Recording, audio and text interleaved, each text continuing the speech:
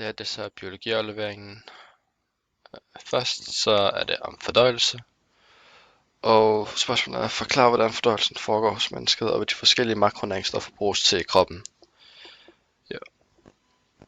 Fordøjelse af mad sker sådan ved, at de forskellige kirtler og i mavesækken deler dem op i dele, så der er kulhydrater, proteiner og fedt bliver splittet. Kulhydraterne de bliver så omdannet til noget, der hedder glukose, som man kan bruge til senere, og proteinerne og fedtet bliver omdannet til glycerol og fedtsyre. Og efter alt det, så optages det i tyndtarmvæggen og kommer ud, og så giver det energi til kroppen, så man kan bevæge sig. Næste spørgsmål er at forklare, hvordan blodglukosereguleringen foregår hos mennesket. Som man kan se her på figuren, så når du har højt blodsukker, så bliver der frigivet insulin til blodet fra bugspytkirtlen. Insulin det går så i leveren, og i leveren omdannes glukosen til glykogen, og så falder blodglukoseniveauet til ligevægt. Hvorimod hvis du har lav glukose, så bruger cellerne glukosen mellem måltiderne i bugspytkirtlen, som så giver glykagon til blodet. Glykagon i leveren omdannes så til glukose, og så derved bliver blodglukoseniveauet steget, og så bliver der ligevægt, som det skal være. Da glukose er den primære energikilde i alle kroppens celler, og derfor er det utroligt vigtigt, at der er tilstrækkelig glukose i blodet. Og hvis glukosekoncentrationen falder under 2 mg/mol, mister man bevidstheden, så man går simpelthen i koma, fordi hjernecellerne ikke får nok energi. Og hvis den er for høj, opstår der også problemer, fordi glukose er det, man kalder osmotisk aktiv. Det betyder, at en høj glukosekoncentration uden for cellerne i blodet vil suge vand ud af cellerne. Hver koncentration af glukose er lavere, det er farligt for cellerne, der kan skrumpe og blive løse, og i det hele taget fungerer dårligere ved længere tidspåvirkning. Næste spørgsmål er, hvad er energibalance, og beregn hvor lang tid du skal være aktiv for at forbrænde en selvvalgt McDonald's menu ved en selvvalgt aktivitet. Energibalance er, når der er lige meget energiindtag, som der er energiforbrug. Så altså hvis du optager 2000 kalorier, og du så bruger 2000 kalorier, eller forbrænder 2000 kalorier gennem for eksempel motion. Jeg har valgt 4 cheeseburger, og det her det er min udregning for det. 4 cheeseburger er 1220 kalorier, som der vises her. Og det tager du så dividerer med 100, og så ganger du den med 100. Og så dividerer du det, som du har udregnet, med 86 gange 11,5. Det giver så 1, et meget langt tal, som ikke er nødvendigt at sige, ganget med 1,233, og det giver så 74. Eller man kan sige, at 60 gange 1,233 er lige med 74. Det vil sige, at jeg skal cirka løbe i 74 minutter på en hastighed med cirka 11 km i timen, for at få brændt de 4 cheeseburger, hvilket er ufatteligt, fordi jeg løber aldrig nogensinde så meget. Ja, og som man kan se herovre på den her, så kan man se, at man skal have meget mere kulhydrat end protein og fedt. Og det er fordi kulhydrat i forhold til protein og fedt, det fylder bare maven. Fedt det bruges til at holde en varm, og protein det er til at skabe muskelmasse. Men hvis man ikke bruger det protein man får, så bliver det bare gjort op til fedt. Og så får man for meget fedt, og så bliver man overvægtig. Det næste spørgsmål er, redegør vi henholdsvis minimum 3 forskellige metoder for, hvordan man kan detektere overvægt, og endvidere hvilke problemer overvægt kan resultere i. Det første, så er det selvfølgelig, at du kan se på, om en person er tyk.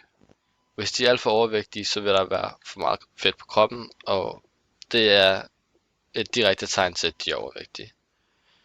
Problemerne ved det er selvfølgelig, at du kan leve lavere tid, du skal spise mere mad, du skaber et problem for samfundet, og så i det hele taget kan der komme en masse sygdomme. Du kan have mindsket synseffekt, altså du kan få diabetes som alle.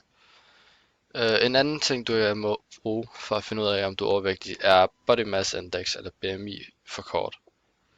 Det er en udregning mellem højden og vægten af en, hvor det så, man dividerer det, og så ser man så om dit tal det ligger på den her skala. Og det skal siges, at Body Mass Index eller BMI er meget upræcis. Så For eksempel hvis du har mange muskler vejer mere end fedt, og derfor hvis du vil være meget muskuløs, så vil du også være overvægtig, men i realiteten er du jo ikke overvægtig. Men det kan dog stadig bruges, og så er der mere præcis, at det er taljehøjde ratioberegneren. Det man gør, det er, for at finde ud af det med taljehøjde ratioberegneren, så placerer man en hånd i siden, og så følger man sig frem til underkanten af sit nederste ribben. Med en anden finger finder man overkanten af sit hofteben. Derefter tager man et målbånd rundt om maven midtvejs mellem de to punkter.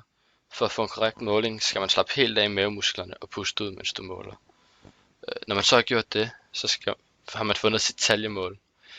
Det skal man så sætte ind i en formel, som hedder taljemål i centimeter i højde er lige med taljen minus højden minus radioen. Og derefter vil du så få et tal. Og det vil så med meget mere præcisitet sige, om du er overvægtig i forhold til body mass index. Og det næste spørgsmål er, hvad er henholdsvis problemet ved type 1 og 2 diabetes? Problemet ved diabetes er jo, at det er sukkersyge, så derfor er du intolerant over for, eller begge af diabetes 1 og 2, den ene af dem er vist resistente over for insulin, hvor det er meget sværere for din krop at optage insulin naturligt, og den anden der virker det slet ikke din nyre eller bugspytkirtel, som skal lave insulin. Det kan give nogle alvorlige skader mod en selv, som for eksempel nyre- og øjenskader.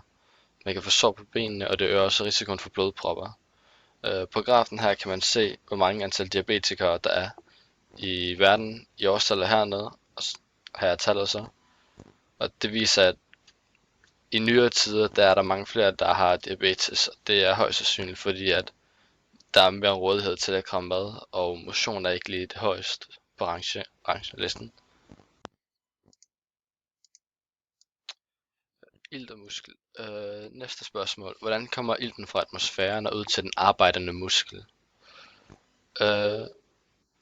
Som man kan se her, ja, faktisk kan man ikke rigtig se det, jeg kan ikke engang. Men nej, man ånder luft gennem lungerne, og ilten du ånder ind, det kommer så fra luften og ud i blodet, og så kører det rundt i hjertet, hvor det så banker det ud. Hjertet det virker lidt som en motor, kan man sådan sige. Og det fører det så ud til musklerne, hvor du så kan bruge det til at løfte vægte, løbe, trykke på en knap på fjernbetjeningen, hvad man nu føler motion er. Og ja, energi og muskel. Det sidste spørgsmål er, forklar hvordan musklen kan lave energi, altså ATP, til muskelarbejde. Der er to måder. Der er den anaerobe energiomsætning, som der ikke kræver ilt, fordi anaerob betyder, at det ikke kræver iltfri. Og så er der den aerobe energiomsætning, som kræver tilstedeværelse af ilt, hvilket så aerob er det omvendte anaerob, som det kræver ilt. Og jeg er færdig egentlig brække det her. Så ja, det er det.